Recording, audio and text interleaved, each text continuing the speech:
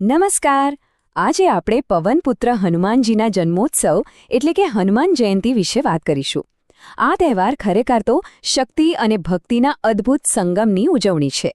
ચાલો આ પવિત્ર દિવસ પાછળની કથા અને તેના ઊંડા અર્થને સમજીએ. જુઓ, આ એક જ વાક્ય હનુમાનજીના સંપૂર્ણ વ્યક્તિત્વનો સાર કહી દે છે. તેમની પૂજા માત્ર તેમની અપાર શક્તિ માટે નથી થતી, પણ એમની નિસ્વાર્થ સેવા અને અતૂટ ભક્તિના આદર્શ માટે પણ થાય છે. તો આ દિવસ આટલો બધો ખાસ કેમ છે? આ જાણવા માટે આપણે હનુમાનજીના જન્મની જે અદ્ભુત કથા છે એમાં થોડા ઊંડા ઉતરવું પડશે. આખી વાર્તાની શરૂઆત થાય છે માતા અંજનાથી. એ મૂળ તો એક અપ્સરા હતા, પણ એક શ્રાપને કારણે તેમને પૃથ્વી પર વાનર સ્ત્રી તરીકે જન્મ લેવો પડ્યો. સંતાન મેળવવાની તીવ્ર ઈચ્છા સાથે તેમણે વર્ષો સુધી ભગવાન શિવની ખૂબ જ કઠોર તપસ્યા કરી. અને અહીં એક ગજબનો યોગાનુયોગ બને છે. જે સમયે માતા અંજના તપ કરી રહ્યા હતા એ જ સમયે સેંકડો કિલોમીટર દૂર અયોધ્યામાં રાજા દશરથ પણ સંતાન પ્રાપ્તિ માટે પુત્રકામેષ્ટિ યજ્ઞ કરી રહ્યા હતા.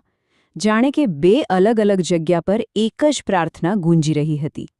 જ્યારે યજ્ઞ પૂરું થવાની તૈયારીમાં હતો ત્યારે યજ્ઞકુંડની જ્વાળાઓમાંથી ખુદ અગ્નિદેવ પ્રગટ થયા. તેમણે રાજા દશરથને દિવ્ય આશીર્વાદ તરીકે પવિત્ર ખીરનો પ્રસાદ આપ્યો. હવે સવાલ એ થાય કે એક તરફ માતા અંજનાની તપસ્યા ચાલી રહી છે અને બીજી તરફ રાજા દશરથનો યજ્ઞ.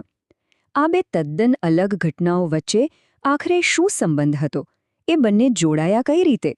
અને બસ અહીં જ એક દિવ્ય ચમત્કારથી આ બે કથાઓ એક થઈ જાય છે. પવનદેવે રાજા દશરથને મળેલી પેલી પવિત્ર ખીરનો એક નાનકડો અંશ ઉડાડીને સીધું જ તપસ્યામાં લીન માતા અંજનાની અંજલિમાં એટલે કે એમના હાથમાં મૂકી દીધો. માતા અંજનાએ એ પ્રસાદને ભગવાન શિવના આશીર્વાદ માનીને ગ્રહણ કર્યો અને એના ફળ સ્વરૂપે ચૈત્ર સુદ પૂનમના પવિત્ર દિવસે એમને ત્યાં એક અત્યંત તેજસ્વી બાળકનો જન્મ થયો. આ બાળક એટલે હનુમાન અને પવનદેવના આશીર્વાદથી જન્મ્યા હોવાથી તેઓ પવનપુત્ર તરીકે પણ ઓળખાયા. એમના જન્મની કથા જેટલી અદ્ભુત છે ને એટલું જ ઊંડું એમના જીવનનું મહત્વ અને એમનો સંદેશ છે. તો ચાલો હવે એ સમજીએ કે હનુમાનજી આપણા સૌ માટે પ્રેરણાનો આટલો મોટો સ્ત્રોત કેમ છે? આપણે સૌ હનુમાનજીને સંકટમોચનના નામથી ઓળખીએ છીએ, ખરું ને? જેનો સીધો અર્થ છે સંકટનો નાશ કરનાર.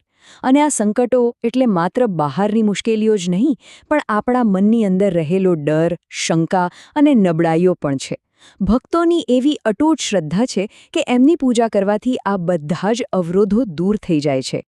જો એ માત્ર શક્તિશાળી જ નથી, પણ બુદ્ધિમંતામ વરિષ્ઠમ એટલે કે બુદ્ધિશાળીઓમાં પણ શ્રેષ્ઠ છે. એમની ભક્તિ એવી અજોડ છે કે તેઓ એક આદર્શ સેવક અને એક સારા શિષ્ય તરીકે પણ પૂજાય છે. આ જ ગુણો તેમને દરેક વર્ગના લોકો માટે પ્રેરણારૂપ બનાવે છે. આ સ્લાઇડ હનુમાનજીના વ્યક્તિત્વના સૌથી સુંદર પાસાને સામે લાવે છે.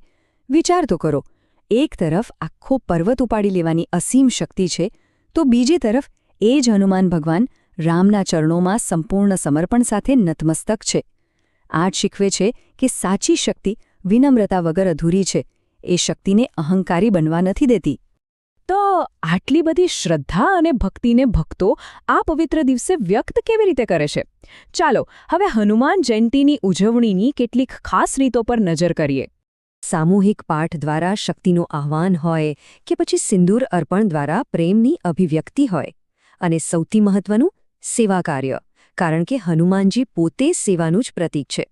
આ દરેક રીતનો એક ઊંડો આધ્યાત્મિક અર્થ છે.